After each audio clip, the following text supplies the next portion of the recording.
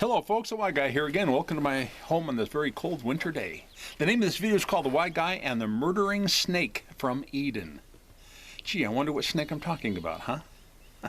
You know, in previous videos I probed titles such as Lucifer, which was erroneously, which comes from, it's a Latin name that comes from morning star, okay? And the reason I say it's erroneous is because morning star is hyperbole.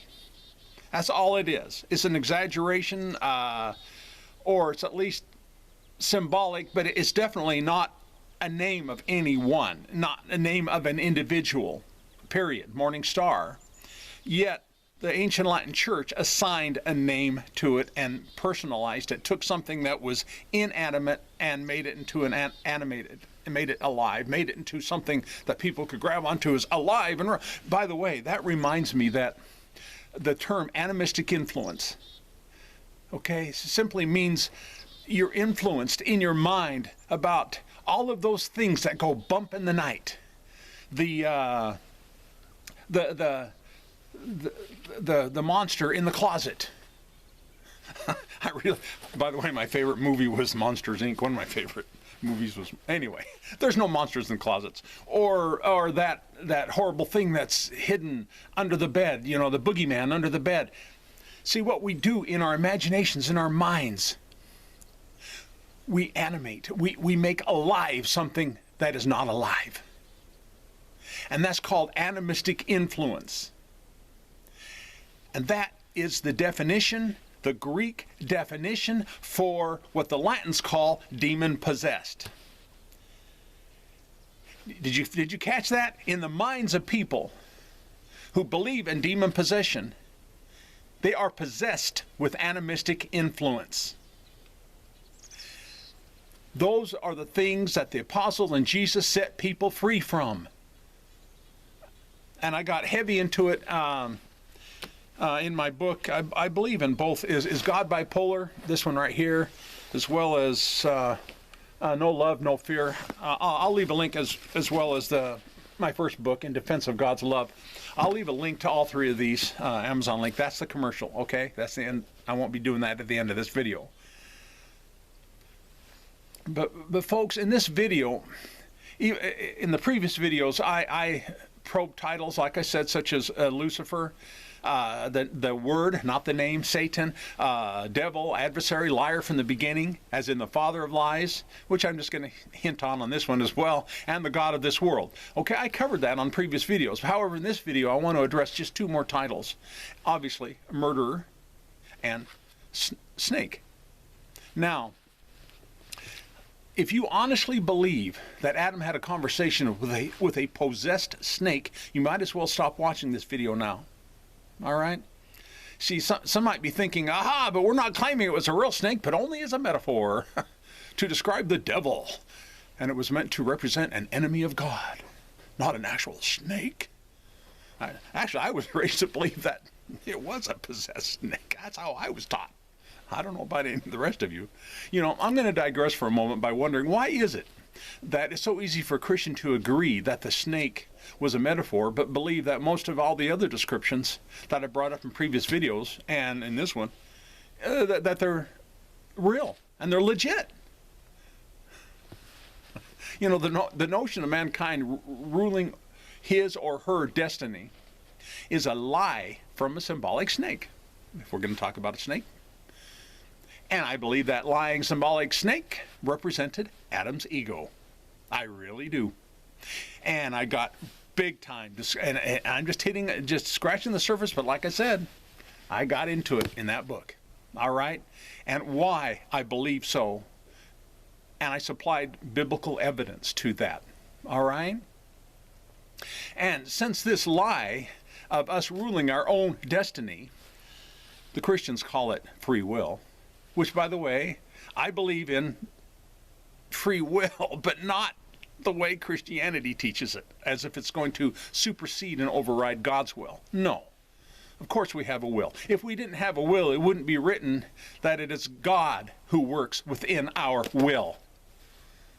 That God works within us both to will and to act according to his good purposes. I don't remember the address off the top of my head. But anyway, you follow me?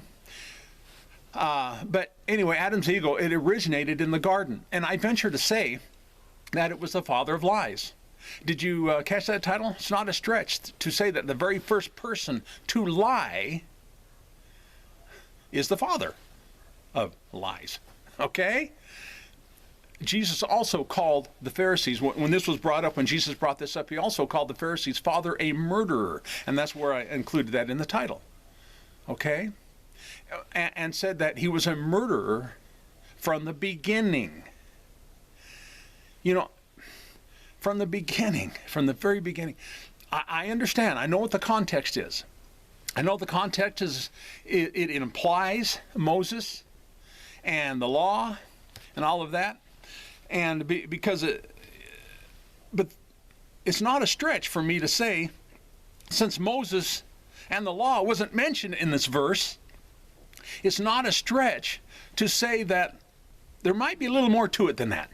That's all I'm getting at, all right? Because some people assumed, and I did, and I was raised this way, to assume that this is talking about the devil, but yet, as far as being a murderer, yet there's no biblical text or anything written on record of the devil murdering anyone. You see? So that's why I'm against that aspect of it. And but you know, but could the word murder be hyperbole to also describe Adam as well as Moses? You see? Because yes, Moses was the Pharisees' father, so to speak, because of the law, and the Pharisees were liars and all that kind of stuff. I understand that.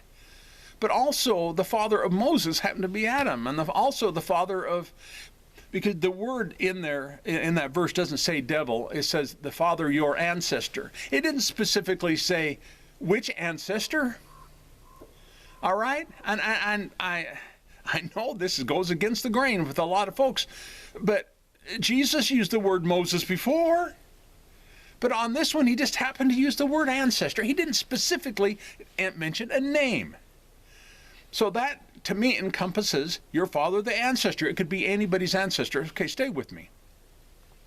But anyway, the reason I believe it's hyperbole, because describing as Adam as well as Moses, considering in Adam all die. That's 1 Corinthians 15:22. Also remember that due to the actions of one man, in Adam all are condemned, which is Romans 5:18. This is going to be a short video. I'm coming close to a close here. Besides, it's freezing out here. You know, God initially made Adam to be eternal, an eternal being. I really believe that. And to never experience death. Yet, it was the choice Adam made that brought death. That brought death. A murderer from the beginning. That might be a little bit of a stretch, but do you see my reasoning here? So death is only temporary, and it's not eternal, regardless of the bogus hell doctrine. Eternal death.